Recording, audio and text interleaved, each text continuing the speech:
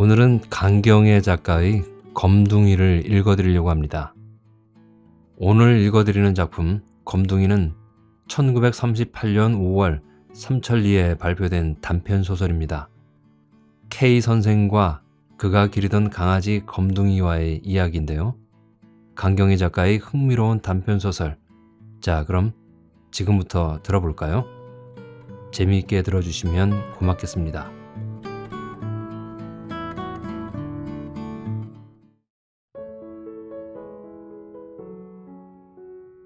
검둥이. 강경애. 벅벅 핥히는 소리가 있다.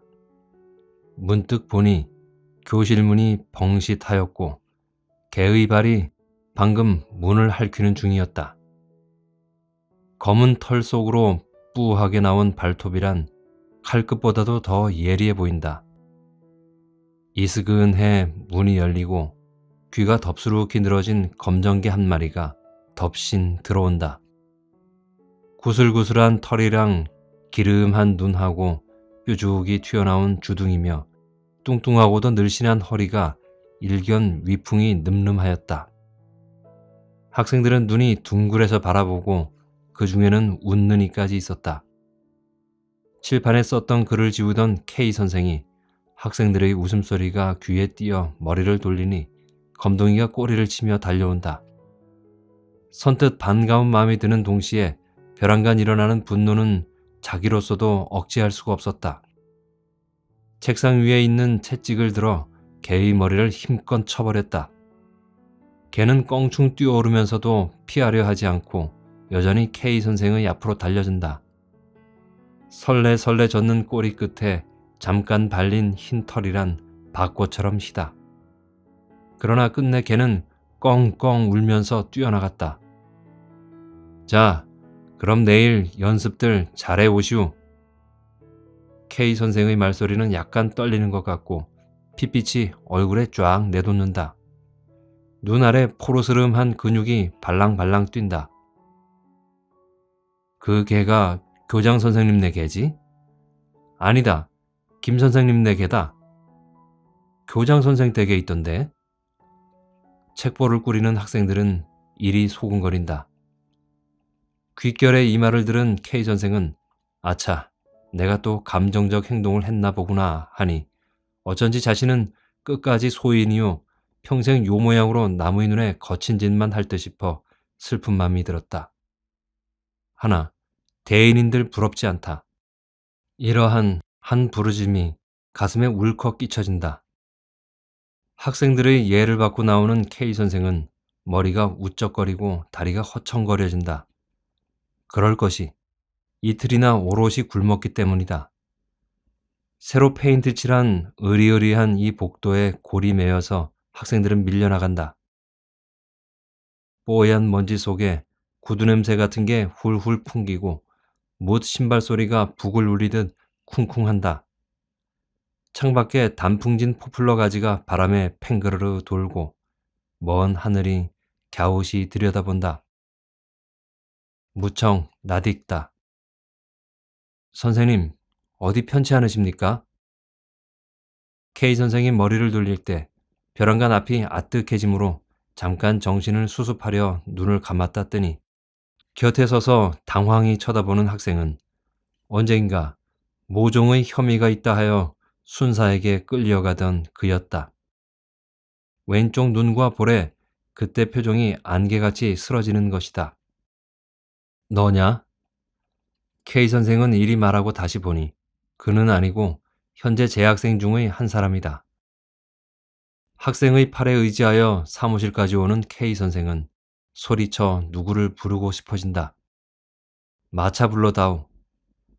K 선생은 정신이 번쩍 들어 학생에게 이리 부탁하고 사무실 문을 열었다. 담뱃내 자욱하게 실은 시선의 눈을 뜨고 싶지 않다. 머리를 약간 숙인 그는 잠잠히 그의 책상으로 와서 머리에 손을 얹고 눈을 감았다. 어디 아프시오? 음악 선생의 해설핀 음성이다. 문득 최 교장의 얼굴이 보이고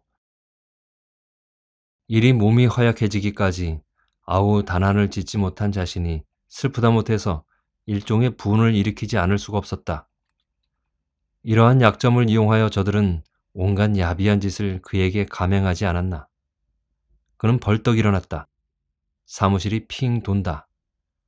그러나 다리에 힘을 주어가지고 교장실로 건너갔다.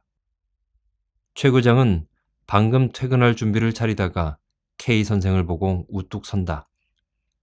그의 수염은 먹같이 짙은 빛이고 입술이 한 방만큼 커 보인다.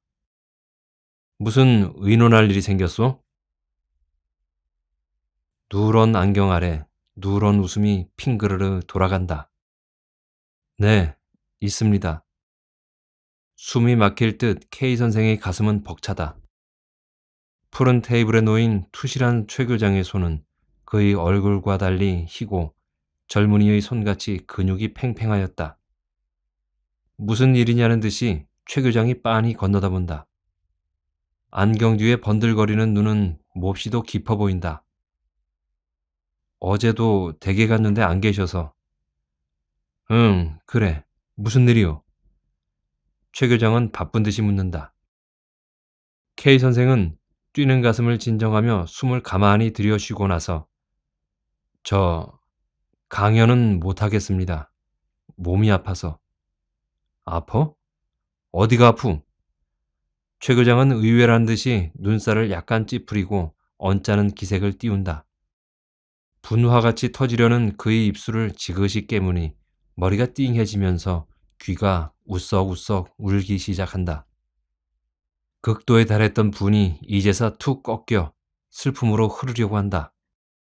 어두컴컴한 지하 속, 촛불인 노란빛을 퍼치고 있던 흙내 가득한 그 속에서 밤을 낮삼아 일하다가 피곤해 지쳐 잠깐 눈을 감았다가 놀라 깨니 어서 좀 쉬우. 빙긋이 웃으며 저고리를 벗어 그의 어깨에 걸쳐주던 저, 벽에서 떨어진 얼굴의 흙보라를 조심히 씻어주던 어머니의 손처럼 따뜻하던 저 손. 생사를 헤아리지 않고 일하던 그때로부터 불과 10년 남짓한 오늘에 저다지도 변하였는가 하니 와락 달려 울고 싶어졌던 것이다. 물론 최 교장이 기어코 그에게 강의를 시키려는 한 가닥의 이유를 모르는 바는 아니다. 그러나 그렇다 하여 그의 이러한 고민까지 모른 채 하려는 저의 박절한 태도가 뜻을 같이 한 벗이라 할 수가 없었던 것이다. 자리가 자린지라 그런지도 모르지. 속 깊은 저라 저리 내색을 않는지 모르지. 보다도 저희 지나친 용짐 때문이니 설마 한들 그 양심까지야. 그렇다면 얼마든지 양보할 각오를 가지고 있는 게 아니냐. 그래서 교무주임의 지위도 순순히 내놓은 것이 아니냐. 부딪힐 곳을 잃어버린 K 선생은 스스로 고민을 어루만져 자위를 얻으려 한다. 그러나 그만큼 외롭고 적적함이 그의 목덜미를 꽉 누르는 것이다. 강연을 못한다. 헐 수 없지. 최 교장은 넌지시 웃는 것이다. 머리를 치는 듯한 저 웃음. 그러나 K 선생은 진정을 고하여 그를 설복시키고 싶은 충동이 불길같이 내달린다. 눈물이 핑 돌았다. 최 교장의 얼굴이 깜깜해지는 것이다. 목을 끌어매어 호흡조차 임의로 할 수 없는 듯한 이 현실에서 그나마 뜻을 버리지 않으려 애쓰는 우리들이거니 조그만 이해 문제 때문에 이렇게 소홀히 할 것이랴. 글쎄, 선생님이나 저야 차마 그럴 수야 있습니까? 저들이 기어코 내보내라니 양심의 고통이 없을 선생들 중에서 한 분 택하여 내세우는 것이 수수하지 않습니까? 절하야 합니까?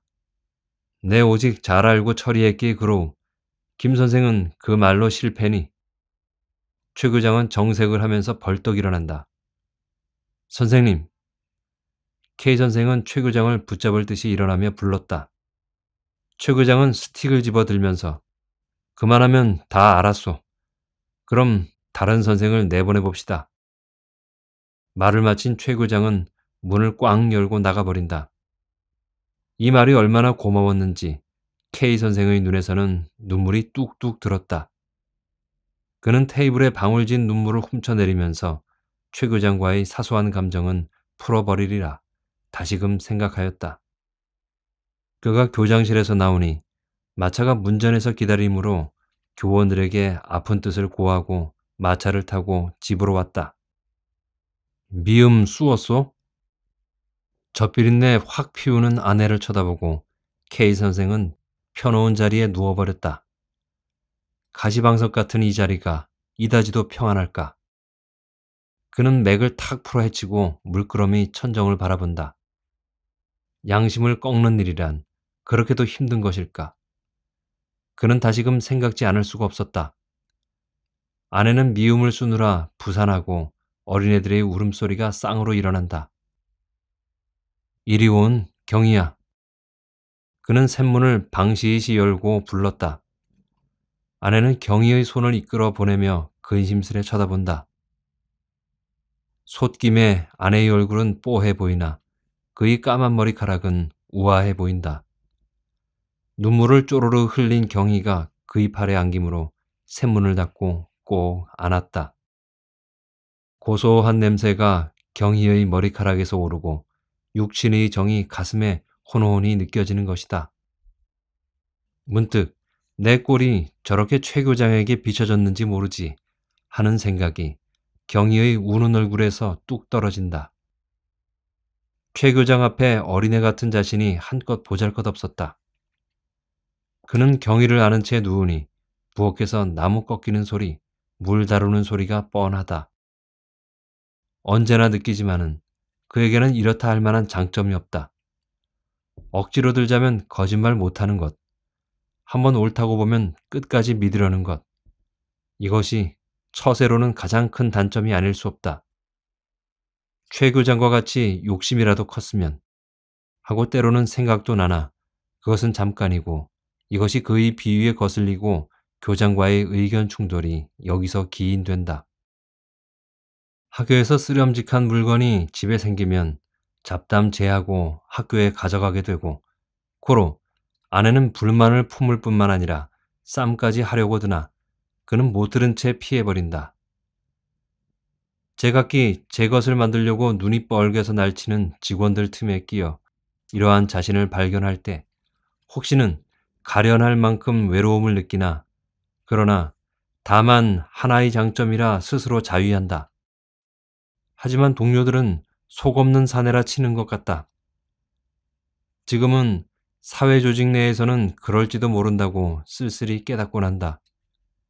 이래서 한 가지의 장점조차 뿌리 깊게 붙들지 못한 그였던 것이다. 문이 열리며 김이 뭉기뭉기 흐르는 미움 그릇을 든 아내가 올라온다. 이때 자는가 싶던 경희가 냉큼 일어나 아내에게 메어 달린다. 그 반들반들한 눈이란 꼭 자신의 눈을 닮았다고 본다. 아내의 긴 치맛자락에서 싫지 않은 음식내가 소르르 흘러내린다. 요새 그가 복가된 탓일까? 아내의 눈 허리에 파란 힘줄이 드러났고 눈꺼풀이 푹 졌다. 그는 미움 그릇을 받으면서 졸한 사내를 만난 아내가 가엾어 보였다. 까불지 말어. 아내는 경희의 손을 끌어안친 다음에 어서 좀 마셔요. 눈썹 끝에 걱정이 포로르 깃들이는 것이다. 아침 아내가 받들어주던 미음 그릇대를 탁 쳐서 웬강 엎질러 놓던 것을 생각하며 K 선생은 미음을 쭉 마셨다. 한 그릇 더 주. 그러고 저녁 먹겠으니 얼른 밥 짓소. 숙주나물 사온 것 있겠지. 그놈 무치고 해서. 지나치게 큰 듯한 아내의 눈에 맑은 바람결과 같은 웃음이 서늘히 일어난다. 아내는 미음 그릇을 받아들고 나간다. 버선코를 뚫고 나온 발가락이 무척 사랑스럽다. 경희도 쪼르르 미쳐나가면서 엄마, 엄마 잘게 부른다. 여보, 검둥이 왔수. 아내의 말에 K 선생은 공중 일어나 자리를 밀어던지고 문을 탁 열어 제치니 씨잉하고 비린내를 푹 피우면서 검둥이가 달려들어온다. 초가을의 산뜻한 공기를 가오루네같이 털끝에 피우면서 그 긴 주둥이를 내밀어 닥치는 대로 핥아넘긴다. 아까 아팠니? 검둥아. K 선생은 검둥이의 허리를 어우러져 안고 돌려다보았다. 사람 같으면 원망을 품고 발길하지 않으련만 이리 다정히 핥고 있다. 긴 눈썹과 수염 끝에서 번쩍번쩍 빛을 발하는 듯하고 무슨 사색에 잠긴 듯한 그 긴 눈이며 턱없이 나온 주둥이가 여간 그의 마음을 이끄는 것이 아니다. 얼굴 전체가 둥글어 드러난 특징이 없는 차신의 얼굴에 비해서 훨씬 비범하다고 본다. 믿는 교장의 청에 어려워 한번 승낙한 것이다. 이리 검둥이를 내어 놓았지만 아직도 아쉬운 맘에 가슴 한쪽이 이다지도 짤짤하다. 그럴 것이 강아지 쪽부터 재주를 배워주기에 온갖 힘이 다 들었고 그래서 지금엔 고기, 담배 사오고 편지 전하는 것 등은 엉뚱나게 하였던 것이다. 검둥이가 최 교장네 뜰에서 쇠줄에 매어 있을 적 어쩌다가 K 선생이 그 앞을 지나만 가도 검둥이는 펄펄 뛰고 사람같이 노상 어이 어이 울어서 K 선생은 흉격이 막히어 갈 길을 잃고 우두커니 섰곤 했다. 그리고 그의 가벼운 언행에 모멸을 품겠으리 분하여지곤 하였던 것이다. 하지만 꿈에도 달라고 한 최 교장을 어떻다고 해본 적이 없었다. 그만두어요. 그렇지 않아도 우리가 뭘 주어서 자꾸만 개가 간다고 저번 교장 댁이 좋지 않은 기색을 하던데요. 아내는 키승키승 보채는 경선이를 떨쳐 업으면서 말하였다. 어깨 너머로 보이는 경선의 넓은 이마는 아내의 것을 똑 땄다고 본다. 늘 오니까 그럴런지도 모르지. 그러나 오늘만은 줘야겠어. 아까 이놈이 교실에 들어왔단 말이야. 그런 걸 막 때려줬지. 그의 말에 검둥이의 심장 뛰는 것이 후둑후둑 느껴진다. 교실에요? 저걸 봐. 아내는 놀라 과자 봉지를 갖다가 입에 물려준다. 검둥이는 턱 누워서 과자를 우쩍우쩍 씹는다. 날카로운 이가 한 뼘이나 되어 보인다. 안 가겠다는 검둥이를 때려보낸 뒤 K 선생은 잠든 경선이를 앞에 누이고 자리에 누웠다. 호저무시 졸음이 오려고 한다. 직접 나가 싸우지 못한들 그 어찌 양심이 없는 일이야. 코가 맹맹히 막히는 듯해서 눈을 번쩍 떴다. 이마에 땀이 버쩍 내솟았다. 어제 그제 밤새워 고민하던 것이 아직도 머리에 꽉 막혀 일이 되풀이하게 된 것이다. 머리가 지끈지끈 쑤시고 입술이 촐촐 마른다. 그는 아내에게 냉수를 가져오라 하여 마신 뒤 멍하니 천정을 노려본다. 방 안은 연기 같은 어둠에 푹 잠기고 오직 앞문 위쪽이 석양볕을 달처럼 띄우고 발가스름할 뿐이다. 간혹 그릇 부시는 소리가 째그릇거리고 경선의 숨소리가 아득히 흐른다. 교장이 그쯤 말했으니까 다른 일을 나가게 하겠지. 오 선생을 내보낼 텐가? 내일만 지나면 되겠지.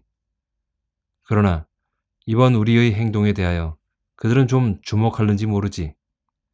내가 교장이 나가서야 만족할 터인데 뭐 별일이야 있겠냐. 대표로 나가는 이가 있는데. 요새 직원들의 눈치를 보나 일반의 여론을 들으나 교장보다 자기가 더 적의 주목을 받고 있음을 뻔히 안다. 그래서 학교로서 받는 타격이 적지 않게 있음도 누구보다도 잘 알고 있다. 까닭에 학교를 그만둘까 하는 생각도 없지 않으나 매우 전 당장의 생활 문제가 막연하고 이때까지 붙들어온 것을 쉽사리 내어놓기란 그리 용이한 것이 아니다. 그저 눈 딱 감고 있노라니 이해 없는 직원들은 말할 것도 없지만 믿던 교장까지도 완연히 내색을 하는 것이다. 7년 전 서대문 형무소에 나온 K 선생은 어떤 친구의 소개로 이곳 아무개 학교 교원으로 오게 되었다. 때는 제2 간도 출병의 종소리가 간도 천지를 울렸으니 오래 있던 교원들도 슬금슬금 꼬리를 빼어 달아나 버리고 모든 일에 생소한 K 선생 혼자 오뚝 남게 되었다. 날마다 검거 사건이 일어 학생들은 잡혀가고 혹은 무서워 도망가고 나중엔 10여 명 남짓하였다. 하루에 한 끼 먹기도 바쁜 수입을 가지고 K 선생은 완강히 버티어 2, 3년을 훌씬 지나버린 것이다. 시국의 안정을 따라 차차 학생 수가 많아졌고 여기에 이르러 교원들도 늘게 되었으니 지금의 최 교장도 그때 K 선생이 불러들였고 또한 교장으로 올려 세웠으며 이래 꾸준히 운전시켜온 그였다. 신학기마다 퇴락한 교사를 수리해 오는 것이 7년 되는 오늘에야 겨우 학교로서의 면모를 갖추게 된 것이다. 변소를 짓고 회벽을 하고 페인트 칠을 하고 현관을 짓고 운동장을 넓히고 올해는 울타리에 정문까지 버젓이 세우게 된 것이다. K 선생도 올부터야 비로소 직가다비를 벗어던지고 고꾸라 양복을 집어치운 것이다. 언제부터인가 싹 터오던 최 교장의 욕심은 시국을 타서 점점 드러나게 되었으니 금년부터는 버쩍 노골화하였고 여기에 따라 학생들도 두 패로 나누인 것이다. K 선생은 하나 둘 최 교장에게 양보하였다. 물론 그의 약한 성격상으로 오는 결론이겠지만은 보다도 이러한 시국에 앉아 기운을 뿌리채야 일콤한 것이다. 저녁을 먹은 뒤 K 선생은 최 교장 댁으로 향하였다. 다시 한번 그의 눈치를 보고자 합니다. 아까 확답으로 겨우 안심은 했으나 그러나 분명히 그 속을 알지 못하여 한번 더 타진해 보고자 함이라. 초가을의 맑은 공기가 냉수같이 산뜻하나 뿌듯한 머릿속에까지 그 방향이 스며들지 못하고 피부에만 아라리 스칠 뿐이다.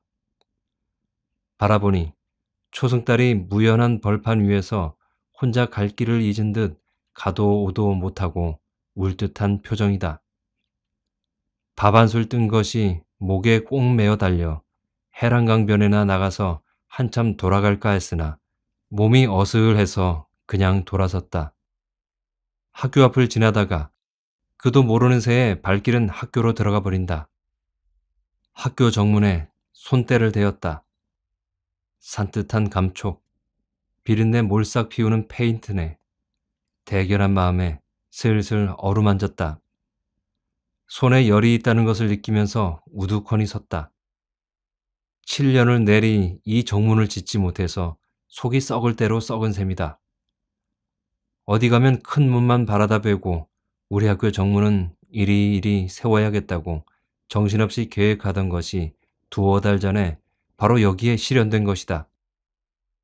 인부를 대어 정문을 쌓을 때 K 선생은 시간마다 뛰어나와서 잔소리를 하고 지시하므로 중국인이 하도 귀찮아서 나 이런 일 못하겠어. 우리 사람이 우리 사람이 일이 많이 했어도 처음 보는 사람이여. 하고 머리를 내흔들던 기억이 아직도 새롭다. 확실히 나는 남아의 기질이 적어. 물론 시국의 탓이지만 이러한 약점으로 인해 힘들여 만든 이 학교조차 빼앗기게 되는가 싶어진 것이다. 밥 한 줄 넌쩍 사귀지 못하고 깔딱깔딱하는 보잘것없는 자신을 지금 내려다본다. 그는 정문에 얼굴을 데려다가 교문 안으로 들어갔다. 숙직실에서 흘러나오는 불빛이 붉은 실타래같이 찢기어지고 휘영청 넓은 교정이 검푸른 파도같이 움찔움찔 흔들리는 것 같다. 어둠 속에 뚜렷이 솟아있는 저 2층 교사. 자신의 손때가 안이 묻은 곳이 그 어디랴. 5년 전 어느 봄날 구질구질이 비가 내린다.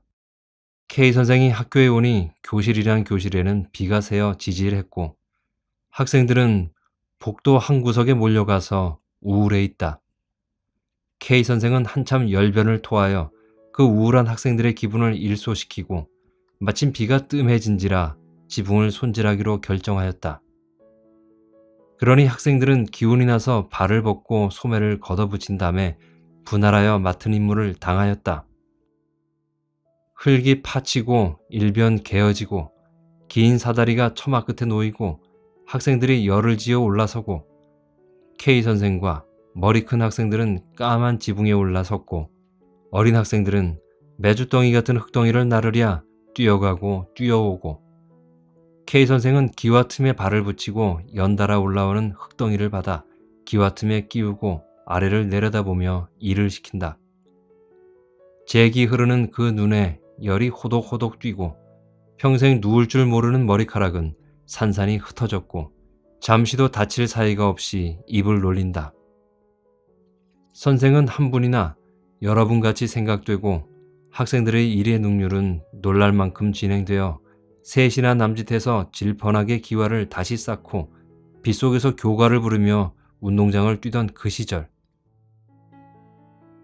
지금은 양철 지붕에 달빛이 굴러 쇳소리 징징 소리 날 듯 웅장한 태도다. 그는 안심의 한숨을 푹 쉬었다.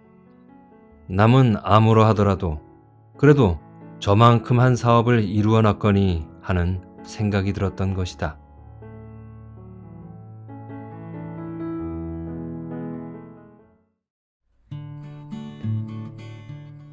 원래 K 선생과 최 교장은 한 뜻을 가지고 어려운 시절을 같이 보낸 동지였습니다.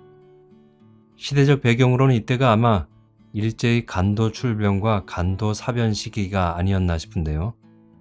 그런 전쟁의 소용돌이에 학생들은 잡혀가고 교사들은 무서워 다 떠나버린 학교를 같이 지킨 사람이 최 교장과 K 선생이었던 것이죠. 그런 동지였던 최 교장이 K 선생의 추대로 교장이 되고 난 후 자기 욕심을 채우기 시작했던 것입니다.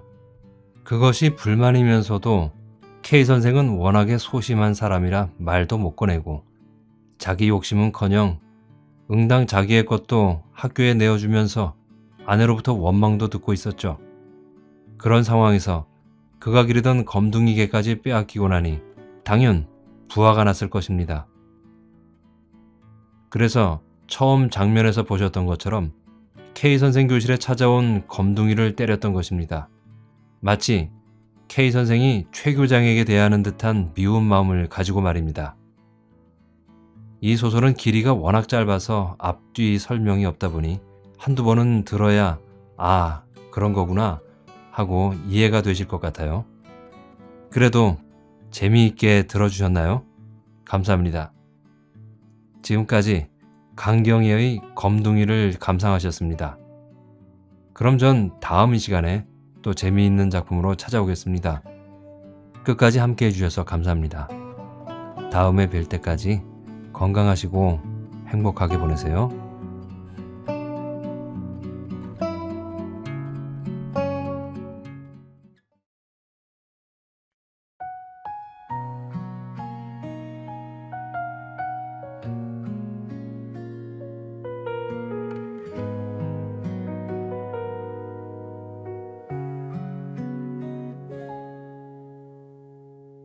창밖에 빗소리가 두드려 너와 난 마지막 그날처럼 우산 없이 걷던 그 거리엔 아직도 네 향기가 남아있어. 차가운 빗방울이 스며들어 가슴 한켠 적셔오는 밤 혼자 남은 이 방 안에서 네 이름을 불러본다. 돌아올 수 없는 걸 알면서도 자꾸만 네가 보고 싶어져. 비가 오면 더 선명해지는 우리의 마지막 모습. 비가 내려 너를 지워도 흐려지지 않는 기억들. 젖은 머리로 돌아서던 그때 그 눈빛이 아파와 이별이란 두 글자보다 더 아픈 건 너의 부재. 비 내리는 오늘도 난 너를 그리워하고 있어.